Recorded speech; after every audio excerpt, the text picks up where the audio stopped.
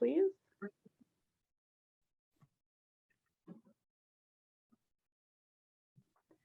But it's really important, I think, that we pay attention to the combination of factors. One is who's represented in the tech sector, and then who's benefiting from the tremendous wealth being created by the tech sector.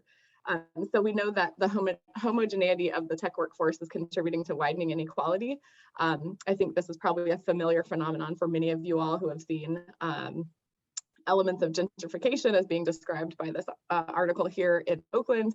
The top 1% in Silicon Valley and their income growing tremendously, whereas lower and middle income residents, their income is really stagnating, at least partially due to the lack of access to the jobs in this incredibly lucrative and burgeoning workforce. Next slide, please. And beyond the economic impact, we also know that communities of color and those less likely to be represented in the tech sector are more likely to be negatively impacted by technology products and their uses. So everything from the use of algorithmic bias and negative implications on things like sentencing guidelines. This story that some of y'all might have seen on, I believe it was 60 Minutes, around wrongful arrest based on facial recognition. So who is at the table in creating technology is also disproportionately negatively impacting certain communities. Next slide, please. And we talk a lot about this from the CS education perspective, that we believe that computational literacies are basic literacies needed across all fields. I think that's important to just continue to remember that we're not necessarily just talking about folks that want to go on and become engineers or even want to necessarily end up working in Silicon Valley or working for a tech company, but across all sectors and across all industries, having computational literacies are essential literacies for all of our students to have. Next slide, please. And beyond that, we also believe, and Julie mentioned this earlier, that computational literacies are needed just as a basic level of understanding in this digital world that we are all a part of, and that encompasses every aspect of our lives. So our young people are going to need to know about how technology is created, how to be critical consumers, how to understand things like misinformation, how to understand data privacy, how to understand cyberbullying is a big thing. So it's just critically important that students understand how technology is created and how it's being utilized in society. And I'd like to end with this quote from Ruha Benjamin in her book, in Ruha Benjamin's book. There's a quote from another researcher, Sasha Constanza-Chalk, who says, "We have an ethical imperative to systematically advance the participation of marginalized communities in all stages of the technology design process. And through this process, resources and power can be more equitably distributed." So that foundational kind of statement is something that we adhere to and that we think drives a lot of this work around as we're talking about increasing equity in computer science education and the lens that, or the role that we can play in our various roles in our day-to-day life. Next slide, please. Okay, so now I'm kicking it back to Julie to talk about why CS education has been so equal to date. Great, thank you, Allison. So that was a great background of why computer science is so important, and in particular, why equity is so important. But like I said before, how did we get here, at least in terms of this initiative of CS for All? And so much of this was foundational to the research that was done by our colleagues, Jane Margolis and Joanna Good, who began asking a question. Okay, if technology is so important, how did this segregation, how did this continue to happen that we see in tech? How did this field become so segregated? And maybe we need to really look at what's happening in the K-12 system. So they began asking the question, why are so few Black and Latinx and female high school students learning computer science? And this research was done about 20 years ago. They went into 3 different areas in Los Angeles, different schools that serve different populations, and said, what is going on in the schools? And they had some findings that are still very much relevant today, and I want to share some of those findings with you. So one is that the schools that were serving low-income students of color, they actually had the technology in those schools. They had computers, but oftentimes the computers were locked away, they weren't working, or they didn't have teachers who were equipped to teach with that technology. So they called that technology rich and curriculum poor. And that still happens today where, you know, a lot of times people will say, well, all of our kids have phones, or most kids have phones, but they just think all it is a phone. So they don't really know what is the technology that is inside that's operating that phone. And also, how can that technology be used to further society? So this whole issue about technology rich and curriculum poor was a finding about what is going on in the schools that we're not providing opportunities to all students. Because what they found was that those disparities in access fall along race and socioeconomic lines. So in schools that served high number of students of color, that their curriculum was actually the rudimentary curriculum around basic typing skills or word processing or Office Suite, and they were calling that computer science. But the schools that served upper income students, they were actually learning the foundational principles of computer science, and that was what computer science was. So there was this big disparity in what that curriculum was being offered. Another finding was that there were biased beliefs among the teachers and among school leaders and among parents and students themselves about who looks like a computer scientist. Do I look like that person? Or oftentimes teachers would say, well, some kids are just born to do it. And while it is true that there are some students who have natural inclinations to do a lot of things, whether it's computer science or music or math, when kids aren't provided those opportunities, we might never know who has that skill or that gift to do it. But what Margolis and her colleagues coined this term as preparatory privilege, where the kids, when it came to computer science, the kids who had access to after-school robotics classes or summer coding camps, or their parents came home with computers and said, hey, do you want to take my computer apart and put it back together? That those were the kids that often showed up in the classroom, and the teachers would say, see, they're just born to do it. They have a natural inclination. When some of those students actually had opportunities to be exposed to this technology, while other students did not have that same privilege. Kind of building on that, preparatory privilege or people seeing people like them, was that oftentimes these classrooms became claimed and segregated spaces. And it's not anything that anyone was intentional and said, you can't come in here. But if maybe a girl wanted to join a computer science class, but walked into a class like this, may not feel very comfortable, may not feel like I belong here. So what are the kinds of things that we are doing in our classrooms to create spaces where all students feel seen and valued and part of that group?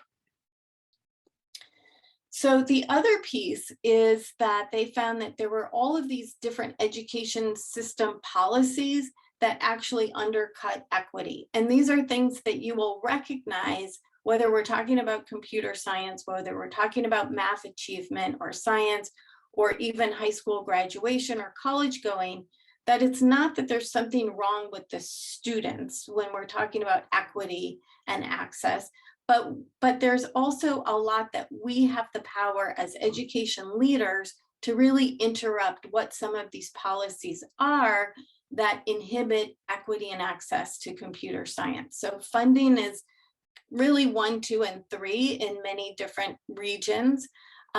There's a lot of talk about CTE versus college prep. Do we have well-prepared teachers? Do we have counselors who often serve as gatekeepers to who gets access to this critical learning? Lack of PD, what are the graduation requirements? So these are all of the kinds of policies that we're working on through CS4CA to really interrupt those unequal structures. So in sum, we really see computer science as a window into this unequal system of education. So through all of the opportunities that we're hoping to expand, we are addressing structural inequalities in the pedagogy. We're looking at how do we examine our own biases and stereotypes of who can do computer science or who looks like a computer scientist. And we're looking at the statewide policies that often drive many of those decisions at a local level. So all of that research has really informed our work. And in order for us to start to prioritize equity, it's really important that we have a really good understanding of the landscape of education in California, who is getting access, who isn't, so that we can prioritize our resources to meet the needs of the students who aren't currently getting access to those foundational opportunities. So I'm going to turn it back to Allison with the on the data side. Thank you, Julie. So yes, as Julie mentioned, one of the things that we've been doing at the K4 Center and through CS4CA is conducting regular studies and analyses of data from California Department of Education and also from the College Board to try to understand the landscape of computer science education in California with a particular focus on equity and opportunity for all students. So I'm excited to present today the most recent data, which, as I mentioned before, will be in an upcoming report, hopefully by the end of this month, that we'll be able to share with you all. So when we look at computer science course availability across the state, 42% of our high schools are currently offering any type of computer science course. And that's a 3 percentage point increase from 2016, when just 39% of high schools offered CS courses. Unfortunately, that still means that 58% of high schools are not offering any kind of computer science. 13% of our high schools are offering AP computer science courses. And what's important to note about the overall percentage is that this is in comparison to some states like Arkansas, Maryland, Rhode Island, and South Carolina that all have over 80% of their high schools offering computer science. Next slide, please. So when we look at counties, and I know that's probably going to be really hard for you to see, but when we look at the availability by county, the darker shades of blue are where more computer science courses are offered, and the lighter shades are where fewer computer science courses are offered. And we see pretty significant disparities across the state. So Santa Clara County in the Bay Area has 66% of its high schools offering CS courses, whereas there are 4 counties, mostly rural, and you'll see them in the white, so you might recognize them, that don't currently offer any computer science courses. Next slide, please. And then when we look at AP computer science course availability, as we mentioned, 13% of all high schools in the state are offering opportunities for students to take advanced placement computer science, which is has to date been a pretty significant predictor of the students that go on to major successfully in computer science at the post-secondary level. We see that 26 of 58 counties in California offer some sort of AP computer science course. And in you can see again the range in terms of darker blue to lighter gray in terms of where AP computer science is offered. Next slide, please. So one of the things that we really thought was important to do is break down the access also by school demographics. So we looked at 3 different categories. We looked at the income of the school, and that's the percentage of students eligible for free or reduced price lunch. We looked at percentage of students of color served by the school, and then also urban versus rural. So while we know that we still have a lot of work to do to ensure that all students have access to computer science courses, even within the 42% that are currently offering CS, there are significant equity gaps. So high income schools, and you'll see that on the left, high income schools are more than 2 times as likely to offer CS courses than low income schools. The same is true for rural schools, which are almost 2 times less likely to offer computer science courses. And then schools serving predominantly Black, Latinx, Indigenous, and Pacific Islander students are also less likely to offer CS. And on the right, you'll just see a breakdown by type of CS course, but you'll see that the trends are true across the types of courses, including for more advanced AP computer science courses. So I think in terms of income, you'll see AP Computer Science A is about 4 times less likely to be offered in low income schools. Next slide, please. So all of that data was just around where are courses currently being offered. So when we look beyond access to see how many students are actually enrolling in CS courses across the state, we see that just 5% of the nearly 1.9 million high school students are currently enrolled in a computer science course. And even fewer, just 1% are enrolled in a specialized computer science course. And the chart on the right demonstrates growth overall. This is an AP computer science. So you'll see the trend lines have been increasing since 2014, at nearly 4-fold in terms of students in California taking AP computer science. But there are still gaps by race and ethnicity, and less progress being made among specific groups, including Black, Pacific Islander, and Indigenous students. Next slide, please. So in terms of enrollment overall, 30% of all of the students enrolled in computer science are girls. And so that's a pretty significant disparity from about 50% of overall enrollment. Similarly, there are 51% are students of color versus overall 63% of students of color. And on the next slide, these charts have a lot of detail. But what they do indicate in the blue versus the gray is where we see overrepresentation and underrepresentation. And so we see that girls across both core computer science courses and AP computer science courses, girls from all backgrounds with the exception of Asian girls are underrepresented in computer science. We see that there are some differences between boys that are underrepresented and overrepresented. Black boys, Native American boys, Latinx boys are all underrepresented in AP Computer Science A. Next slide, please. And then finally, we only currently have one indicator of success inside of computer science courses, but it's incredibly important, obviously, that we pay attention to where the courses are offered, who's actually taking the courses, and then what is their success, or what kind of rigor or experiences are they getting inside of those courses. So again, we know AP is just one indicator, but we see that there are fairly significant differences in passage rates, which indicates that there are equity gaps in success, particularly by race. So you'll see at the bottom of the chart that over 80% of white and Asian students who are taking AP Computer Science key principles pass the exam versus only about 50% of Black and Latinx students. Next slide, please.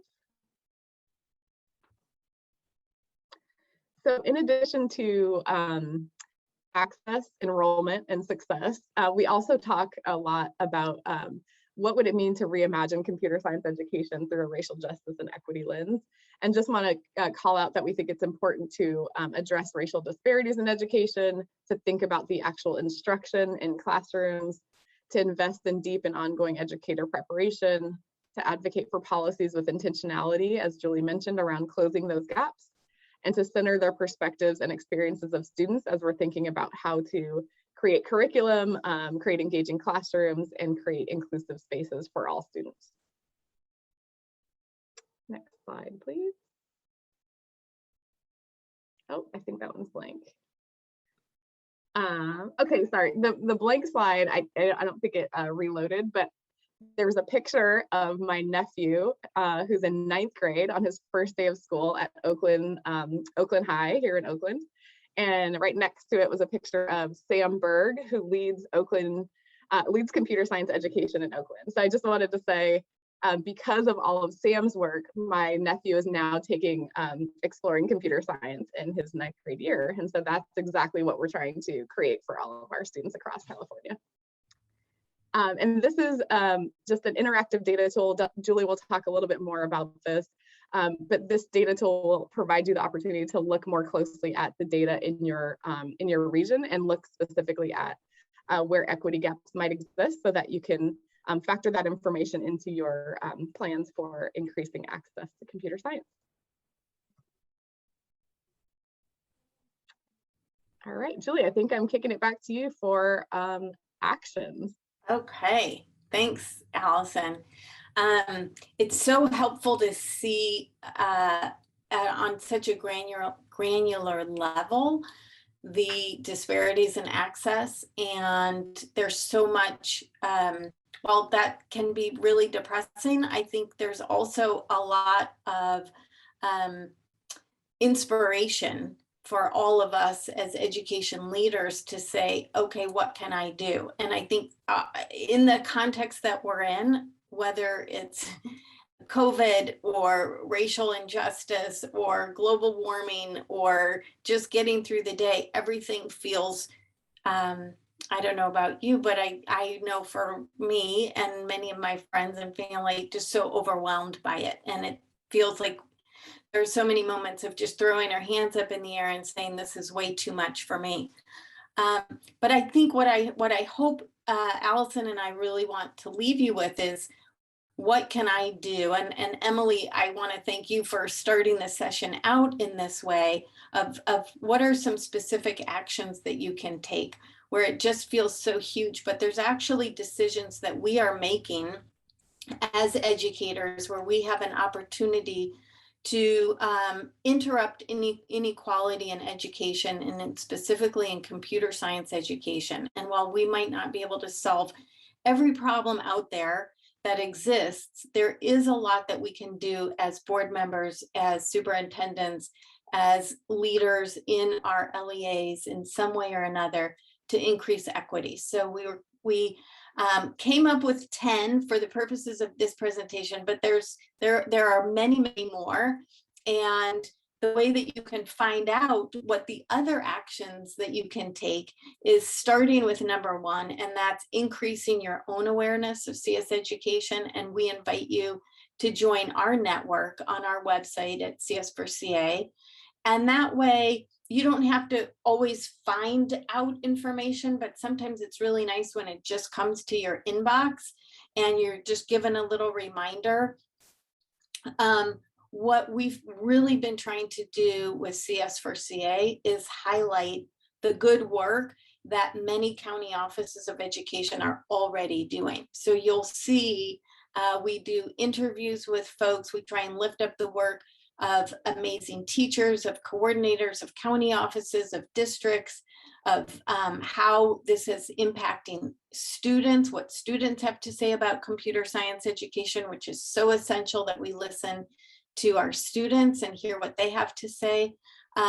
So we hope that you will stay informed and also follow us on Twitter so that you keep on getting information. A lot of this isn't about reinventing the wheel, but about taking all these amazing programs and replicating them, adapting them, saying, well, this worked great for Monterey, but I'm going to move it around a little bit and do it a little bit differently here in LA or in San Francisco. So there's a lot of opportunities to find out what's going on and what you can adapt and adopt.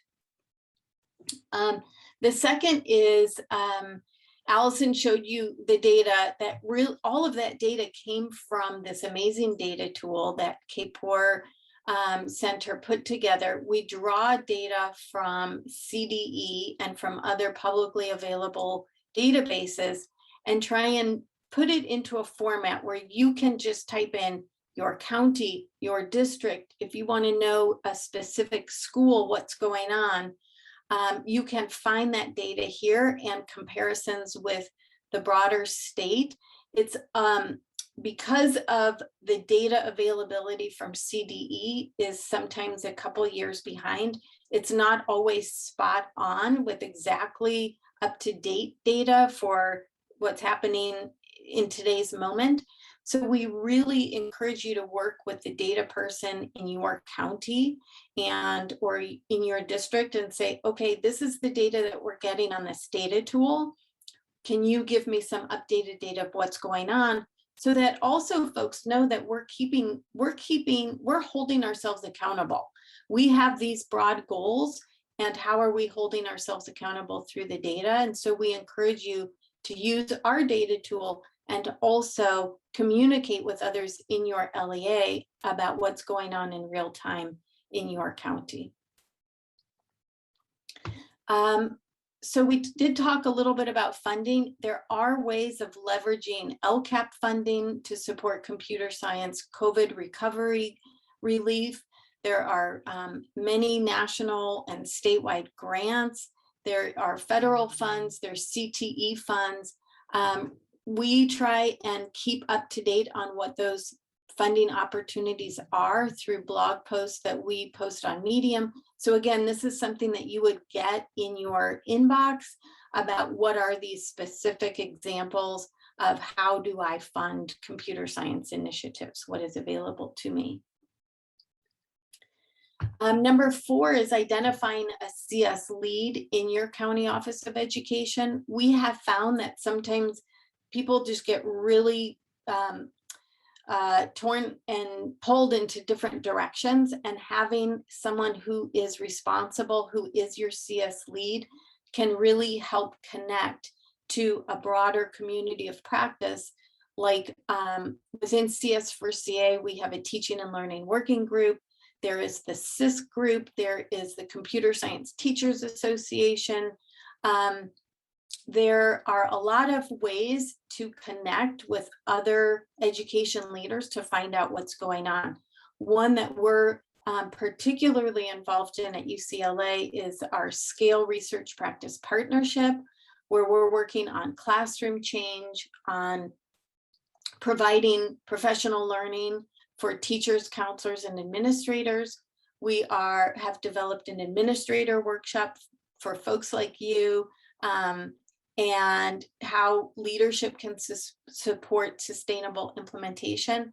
And then at the Capitol, informing policymakers. So this is our research practice partnership that's working on these 3 C's. But there are many other RPPs across the state that are funded through the National Science Foundation, through the Education Innovation Research Grants, through the Department of Education. So there's a lot of opportunities. If you are not sure of what they are, please feel free to reach out to us and we can connect you to some people. Oftentimes we have researchers who come to us and say, do you know any districts or counties or folks who are looking to do research and trying to grow their computer science programs? So please use us as a resource to make those connections as well.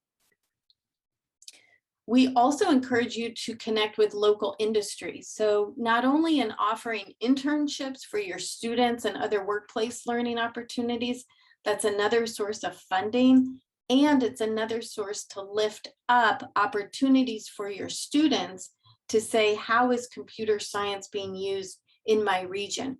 I know the CS for NorCal has been doing amazing work in reaching rural communities. And oftentimes we hear from students in rural communities who say, oh, computer science is just for the tech industry and in the big cities. It's not really used in these rural communities. But there absolutely are a lot of industry, even in rural communities, around farming and agriculture that is using computer science and is using tech. And so to the degree that you can connect with your local industry and find out whether it's entertainment, agriculture, auto mechanics, what are some applied learnings and applications for computer science, that's a really amazing opportunity for students, as well as some programs like TEALS has corporations who will provide leaves for their employees to co-teach with teachers as another way of providing applied learning in the classroom. So I think many of you have heard about the CS Equity Guide in other sessions. The link is here, but this is the guide that we developed with input from school leaders about how do you actually implement computer science? What are the steps that need to be taken around who can teach computer science? What are the credentials that are required? What are some of the professional learning providers? How do we engage family and community partners? What are some of the considerations around extended learning time? So the equity guide is really developed by administrators for administrators, and this was developed because we crowdsourced what are the questions that you're getting around implementation of computer science. You've also heard Emily talk about the script workshop, which is done by CS for All. We strongly suggest taking advantage of the script workshop, which helps you develop a broader vision for computer science and what your goals are, whereas the equity guide kind of takes it down to what are the nuts and bolts for implementation. So we suggest using both of those opportunities and resources as a way of implementing equity-minded computer science. You've also heard, I think, about the Summer of CS program that was originally piloted in Sacramento County Office of Education under the leadership of Jared Amelong and his team in Sacramento. And this has taken off as a PD week for administrators, teachers, and school counselors. It has been adopted and adapted by several other county offices of education, and we've now we're talking about it as seasons of CS because they don't want to wait just for summer. So again, here's a model of computer science implementation focusing on culturally responsive curriculum and pedagogy. There is an idea, we're developing a toolkit. So here is another program that you can attend, but also consider hosting in your county office to provide professional learning for your team. We encourage you to also look at the California Computer Science Strategic Plan. It's more of a holistic plan of all of the different elements that will scaffold high quality computer science that is sustainable and equitable. There's also computer science standards that were adopted by the State Board of Education, and really think and consider culturally responsive and sustainable CS education practices. The Kapor Center just came out with a new report that is on their website as well for culturally responsive and sustainable CS framework. So there's a lot of resources that are available for you to dig in deeper. We also do, as I said, we do a lot of work to inform and provide technical assistance to policymakers and elected officials. So there's a lot of very serious role that you can play, that you're adding your voice, both in encouraging and being a champion to other board members and decision makers in your county office, but also communicating those ideas and priorities with legislators in Sacramento is also really, really important. And then last is increasing awareness among families and students about the pathways that are available in your county and the different courses that are available. CS for All, like Emily mentioned, the script workshop.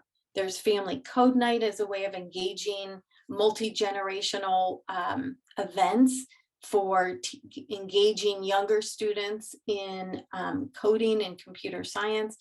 The National Center for Women in Technology also has a lot of great tips and tricks of how to talk to families and communities, and that's a great resource as well.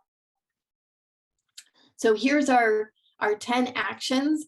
And so I hope we have left you with a lot of ideas and suggestions. And I really want to give a shout out to Emily Tomford, who helped arrange this and has been such an advocate for computer science education across the state, as well as all of our colleagues that we've been working with over the years who are taking the risk and being brave and talking about equity and access.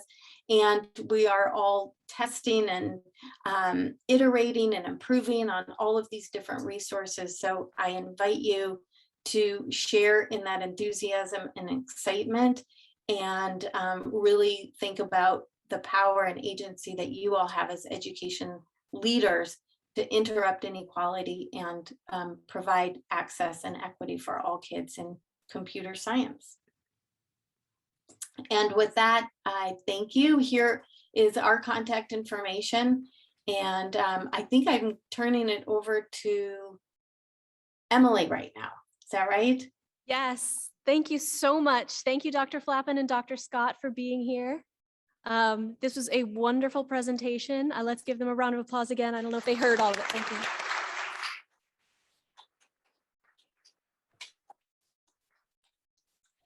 Thank you so much.